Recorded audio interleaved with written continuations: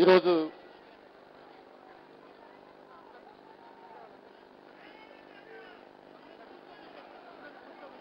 దయచేసి పార్టీ అధ్యక్షుల వారు ప్రత్యేకంగా విజ్ఞాపన చేస్తా ఉన్నారు. మీరు అందరూ కూర్చోకపోతే ఇక్కడ మాత్రం డిస్టర్బెన్స్ ఉంది. మీ కేకలు మైకుల్లో లాగుతున్నాయి.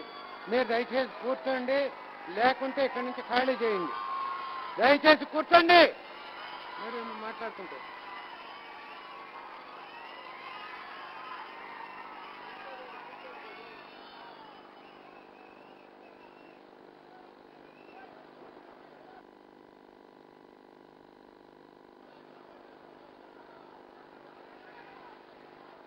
ఈరోజు ఇక్కడ జరుగుతున్నటువంటి వైఎస్ఆర్ కాంగ్రెస్ పార్టీ జాతీయ ప్లీనరీ కార్యక్రమానికి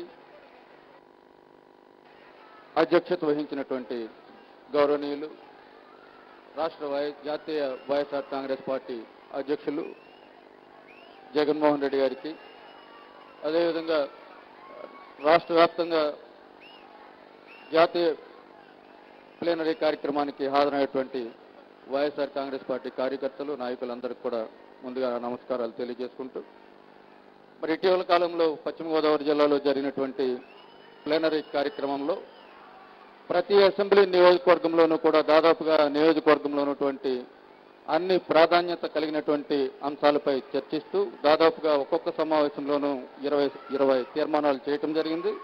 అదేవిధంగా పశ్చిమ గోదావరి జిల్లా ప్లీనరీలో కూడా దాదాపుగా 18 తీర్మానాలు చేయటం జరిగింది. అందులో ప్రధానమైనటువంటి తీర్మానాలు ఒక 5 తీర్మానాలు అధ్యక్షుల వారి అనుమతితో ఈ జాతీయ స్థాయి ప్లీనరీలో కూడా ఈ తీర్మానాలు చేయడానికి అవకాశం ఇచ్చినటువంటి అధ్యక్షుల వారికి ముందుగా ధన్యవాదాలు తెలియజేసుకుంటూ, ఇందులో ప్రధానంగా పశ్చిమ గోదావరి జిల్లాలోనే కాదు రాష్ట్ర వ్యాప్తంగా ఉన్నటువంటి రైతాంగం కానీ ప్రజలు కానీ ఎప్పటి నుంచో ఎదురు చూసినటువంటి పోలవరం ప్రాజెక్టుకు సంబంధించినటువంటి తీర్మానం ప్రధానమైనటువంటి తీర్మానంగా ఆనాడు తీసుకుంటాం జరిగింది. ఆనాడు దివంగత మహానేత రాజశేఖర రెడ్డి గారి అమృత హస్తాల మీదుగా మొదలైనటువంటి శంకుస్థాపన చేయబడినటువంటి పోలవరం ప్రాజెక్టు ఈ రోజుకి కూడా నత్తనడక కొనసాగిస్తున్నటువంటి విషయం తెలుగుదేశం ప్రభుత్వం మనకందరికీ కూడా తెలుసు. ఈ కార్యక్రమంలో ముఖ్యంగా తెలుగుదేశం ప్రభుత్వం పోలవరం నిర్మాణం పట్ల ఏ విధమైనటువంటి శ్రద్ధను కనపరచకుండా కేవలం ఎస్టిమేట్లు పెంచుతూ 16,000 కోట్ల రూపాయలు ఉన్నటువంటి 16,000 కోట్ల రూపాయలు అంచనాగా ఉన్నటువంటి పోలవరం ప్రాజెక్టును దాదాపుగా 40,000 కోట్ల రూపాయలకు అంచనాలు పెంచి దాంట్లో కమిషన్లు దండుకునే కార్యక్రమం తప్ప పోలవరం ప్రాజెక్టుకు సంబంధించి దాని నిర్మాణానికి సంబంధించి ఏ మాత్రం శ్రద్ధ తీసుకోకపోవటం మనకందరికీ కూడా తెలుసు. ఈనాడు పోలవరం ప్రాజెక్టుకు సంబంధించి ఎంత ప్రాధాన్యత కలిగినటువంటి అంశమో పూర్తిగా మేము జిల్లా ప్లీనరీలో చర్చించడం జరిగింది. మా జిల్లా ప్రజలే కాదు రాష్ట్ర వ్యాప్తంగా ఉన్నటువంటి ప్రజలందరూ కూడా ఎదురు చూస్తూ ఉన్నారు. ఆ దివంగత మహానేత శంకుస్థాపన చేసినటువంటి ప్రారంభం చేసినటువంటి ఆ కార్యక్రమం మళ్ళీ మన నాయకుడు జగన్మోహన్ రెడ్డి గారు ముఖ్యమంత్రి అయిన తర్వాత, మన వైఎస్ఆర్ కాంగ్రెస్ పార్టీ ప్రభుత్వం వచ్చిన తర్వాత ఆయన చేతుల మీదుగానే దాని ప్రారంభోత్సవం జరుగుతుంది అన్న నమ్మకం ప్రజలందరికీ కూడా ఉంది.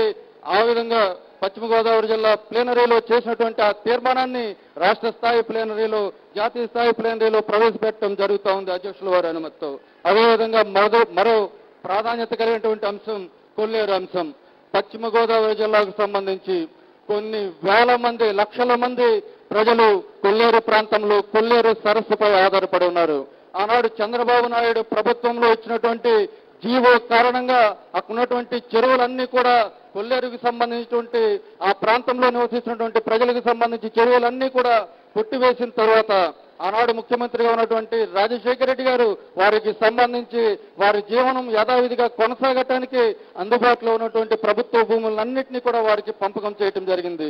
దాని తర్వాత ఒక్కో కుటుంబానికి దాదాపుగా 30,000 రూపాయల నుంచి 2 లక్షల రూపాయల వరకు ప్రతి కుటుంబానికి కూడా రుణాన్ని ఇవ్వటంతో పాటు ఆ తర్వాత రుణాలు పూర్తిగా వారు చెల్లించలేరన్న ఆలోచనతో అవన్నీ కూడా రద్దు చేసి రాజశేఖర రెడ్డి గారు వారికి అందరికీ కూడా అండగా నిలబడితే ఆనాడు చంద్రబాబు నాయుడు ఎన్నికల ముందు కొల్లేరు ప్రాంతానికి వచ్చినప్పుడు మేము ఈ ప్రాంతానికి అండగా నిలబడతాము, చెరువులకు సంబంధించి ఏదైతే కొట్టివేసిన తర్వాత మీరందరూ కూడా బాధపడుతూ ఉన్నారు, ఆ సమస్యలన్నింటినీ కూడా పరిష్కారం చేస్తాము, కాంటూర్ని 5వ కాంటూర్ నుంచి 3వ కాంటూర్కి కుదిస్తాము అని చెప్పి ఈ 3 సంవత్సరాల కాలంలో ఆయన చేసినటువంటి ఘనకార్యం, ఆనాడు రాజశేఖర రెడ్డి గారు అసెంబ్లీలో చేసినటువంటి తీర్మానాన్ని 5వ కాంటూర్ నుంచి 3వ కాంటూర్కు కుదించాలన్న తీర్మానాన్ని రాజశేఖర రెడ్డి గారు ఆనాడు అసెంబ్లీలో ప్రవేశపెడితే మళ్ళీ చంద్రబాబు నాయుడు గారు ముఖ్యమంత్రి అయిన తర్వాత అదే తీర్మానాన్ని మళ్ళీ అసెంబ్లీలో చేసి పార్లమెంటుకి కేంద్రానికి పంపించడం తప్ప కొల్లేరు వాసులకు సంబంధించి ఏ విధమైనటువంటి సమస్యలు కూడా పరిష్కారం చేయలేదు. అయ్యా జగన్మోహన్ రెడ్డి గారు, నేను ఈ వేదికపై నుంచి కోరుతా ఉన్నా, మా పశ్చిమ గోదావరి జిల్లాలో అత్యంత ప్రధానమైనటువంటి సమస్యగా ఉన్నటువంటి కొల్లేరు వాసుల సమస్యను మీరు ముఖ్యమంత్రి అయిన తర్వాత తీర్చుతారని చెప్పి ఆ ప్రాంత ప్రజలందరూ కూడా నమ్ముతూ ఉన్నారు. ఆ నమ్మకంతో పశ్చిమ గోదావరి జిల్లాలో చేసినటువంటి ఆ తీర్మానాన్ని కొల్లేరు ప్రాంతంలో ఉన్నటువంటి ఆ రైతులందరికీ కూడా, ప్రజలందరికీ కూడా న్యాయం చేయాలి. 5వ కాంటూర్ నుంచి 3వ కాంటూర్లోకి ఆ కాంటూర్ని కుదింపు చేయాలి. దానికి సంబంధించి ఏదైతే ఆ మిగిలి భూములు ఉన్నాయో అవన్నీ కూడా స్థానికులకి, అక్కడ ఉన్నటువంటి ప్రజలకే పంపకం చేయాలన్న తీర్మానాన్ని మీ అనుమతితో ప్రవేశపెడుతూ 3వ తీర్మానంగా చింతలపూడి ఎత్తిపోతల పథకానికి సంబంధించినటువంటి ప్రధానమైనటువంటి తీర్మానం. చింతలపూడి ఎత్తిపోతల పథకం కూడా ఆ మహనీయుడు రాజశేఖర రెడ్డి గారు ఉన్నప్పుడే ఆయన చేతుల మీదగానే శంకుస్థాపన చేయటం జరిగింది.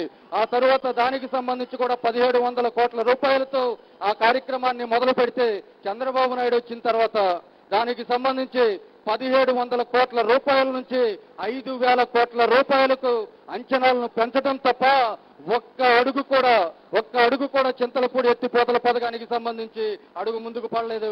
కనీసం భూసేకరణ విషయంలో కూడా వారు అక్రమంగా, అన్యాయంగా బలహీనుల దగ్గర, అక్కడ అడగలేనటువంటి వారి దగ్గర బలవంతంగా భూములు లాక్కునే కార్యక్రమం తప్ప ఏ ఒక్క రైతుకి కూడా న్యాయం చేసినటువంటి పరిస్థితి లేదు. అయ్యా, మీరు ముఖ్యమంత్రి అయిన వెంటనే చింతలపూడి ఎత్తిపోతల పథకాన్ని పూర్తి చేయటమే కాదు, ఆ ప్రాంతాల్లో నష్టపోయినటువంటి రైతులకు కూడా న్యాయం చేయాలని మిమ్మల్ని కోరుతూ మీ సమక్షంలో ఈనాడు ఈ జాతీయ ప్లేనరీలో ఈ తీర్మానాన్ని కూడా ప్రవేశపెడుతున్నామని చెప్పి నేను మీకు మనవి చేస్తా ఉన్నా. అత్యంత ప్రధానమైనటువంటి తీర్మానం, మరొక తీర్మానం, ఈ ప్రాంతానికి పశ్చిమ గోదావరి జిల్లాలో నరసాపురం పార్లమెంటు అసెంబ్లీ నియోజకవర్గంలో మీరు కూడా ఆ రోజు ఆ ప్రాంతాన్ని సందర్శించడం జరిగింది. పరిశ్రమలకు సంబంధించి మా ప్రాంతంలో ఉన్నటువంటి మేమందరం కూడా చంద్రబాబు నాయుడు గారికి కానీ ఎవరికి మొరపెట్టుకున్న తుందూరుకు సంబంధించి ఆక్వా ఫుడ్ ఫ్యాక్టరీ నిర్మాణాన్ని ఆపినటువంటి పాపాన పోలేదు. ఆ ప్రాంతానికి సంబంధించి ఆయా ప్రజలందరూ కూడా చెప్తా ఉన్నారు, మేము పరిశ్రమలకు వ్యతిరేకం కాదు, మేమందరం కూడా సహకరిస్తాము. ఆక్వా ఫుడ్ ఫ్యాక్టరీ తుందూరు ప్రాంతంలో నిర్మాణం చేస్తా ఉన్నారు. ఇంకొక 10 కిలోమీటర్ల దూరంలో సముద్ర తీర ప్రాంతానికి సంబంధించి దాన్ని తరలిస్తే మా ప్రాంతాల ప్రజలందరూ కూడా దానికి సహకరిస్తాము.